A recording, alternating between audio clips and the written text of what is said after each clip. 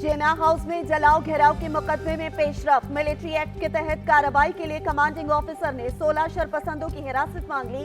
इंसदाद दहशतगर्दी अदालत ने इस्तदा मंजूर कर ली।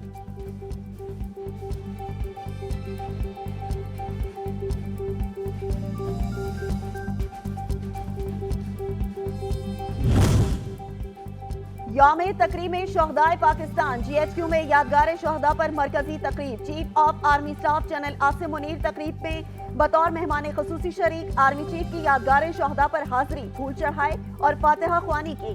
तकरीब में साबिक army chief general retired Bajwa समेत आला अस्करी हुकाम की भी शिरकत। शोहदा की तकरीम हमारा फर्ज अवलीन। आर्मी चीफ की खसूसी दावत पर सिपाही इमरान शहीद की बेटी अजरा की GHQ में मुलाकात।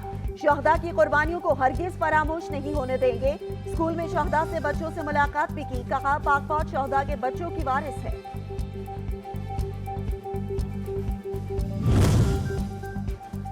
कौमी विरसे की जान से बढ़कर हिफाजत की जाती है, यहाँ आग लगा दी गई। वजीर आजम का पेशावर में रेडियो पाकिस्तान के दौरे पर खिताब। कहा जहां से आजादी की सदाएं बुलंद हुई उसको जला देना कहाँ की हुबुल बत्ती है। शरपसंदों ने यादगार चाकी को जला दिया, रेडियो पाकिस्तान को आग लगा दी। इनमें और मुल्क दुश्मनों में क्या फर्क रह गया। दौरा पेशावर के दौरान गुफ्तगू, रेडियो पाकिस्तान का दौरा भी किया।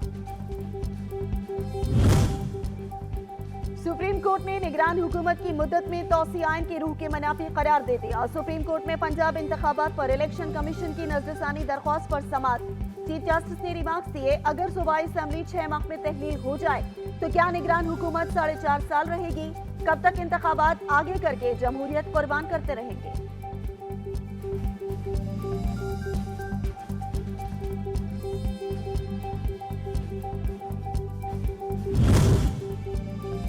और मौमन खुसूसी वजीर आजम अता तारड़ कहते हैं इमरान खान ने करप्शन स्कैंडल में अरबों कमाए, इन्हें 190 मिलियन पाउंड का हिसाब देना होगा।